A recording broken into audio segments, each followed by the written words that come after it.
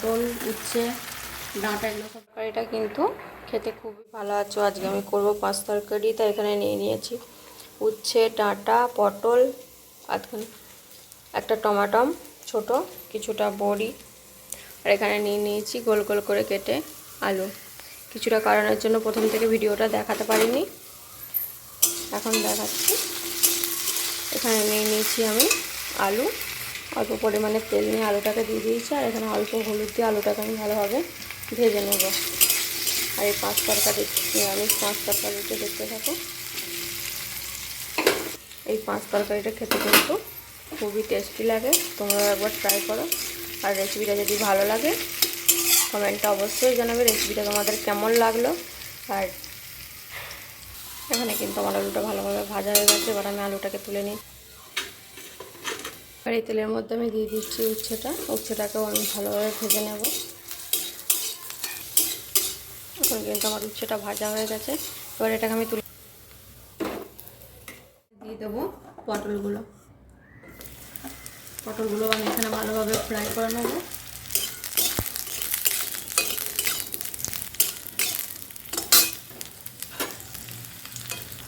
আমার পটলগুলো ভাজা হয়ে গেছে। এবার আমি এখানে পটলগুলো তুলে নিচ্ছি। আর এখানে দিয়ে দেবো আমি অল্প পরিমাণে তেল।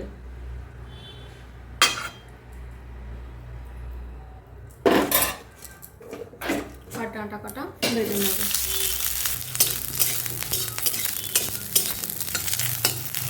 এখানে ডাঁটাগুলো ভাজা হয়ে গেছে, ডাঁটাগুলো আমি এখানে তুলে নিচ্ছি।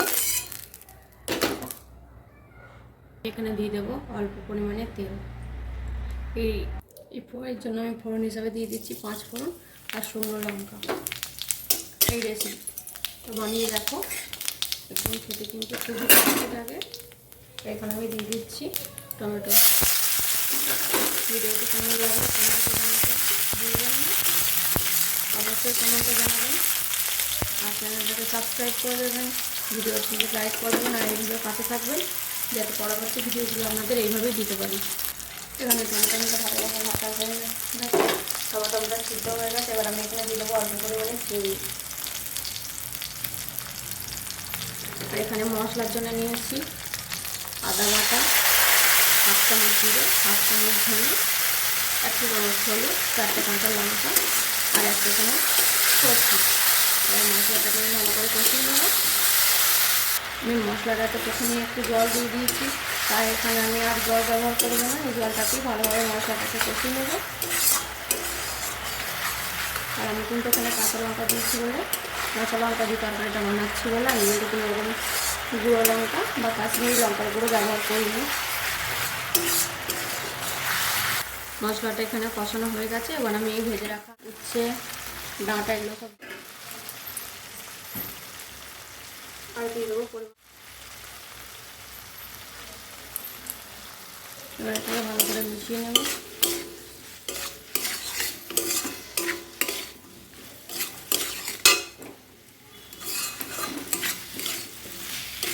সব কিন্তু আমি এখানে একসঙ্গে দিয়ে দিয়েছি, এখানে আলাদা আলাদা দেওয়ার কোনো দরকার নেই, কারণ সব রকম প্রায় 80% করে কুক হয়ে গেছে।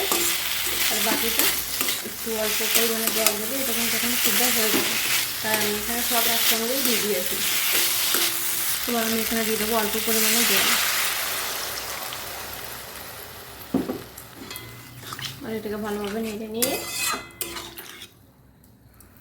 এটা যতক্ষণ না ফুটছে ততক্ষণ আমি এটাকে ঢাকা দেবো না। এখানে কিন্তু তরকারিটা ফুটে গেছে, এখন আমি ঢাকা দিয়ে দেবো যতক্ষণ না এটা ভালোভাবে সেদ্ধ হয়ে যাচ্ছে বা জলটা পুরোটা শুকলে। এখানে ততক্ষণ অপেক্ষা করব যতক্ষণ না জলটা পুরোপুরিভাবে শুকিয়ে যাচ্ছে। এখানে আমি চলে এসেছি আবার 5 থেকে 6 মিনিট পরে। দেখো এখন কিন্তু তরকারির ঝোলটা অনেকটাই শুকিয়ে গেছে। এবার এখানে আমি দিয়ে দেবো, যাতে উচ্ছেটা দেওয়ার কারণে এখানে তেতো ভাবটা না হয় তার জন্য অল্প পরিমাণে চিনি।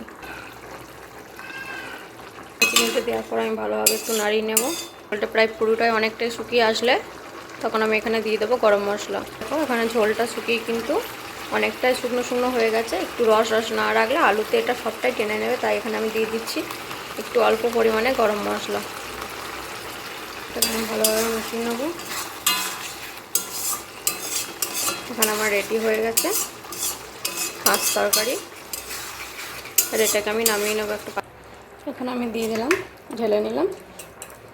দেখো এখানে তরকারিটা কিন্তু আমার খুব ভালোভাবে হয়ে, তরকারিটা কিন্তু খেতে খুবই, কোনো বার তিথিতে এই তরকারিটা অবশ্যই বানিয়ে দেখুন, খেতে টেস্টি লাগবে।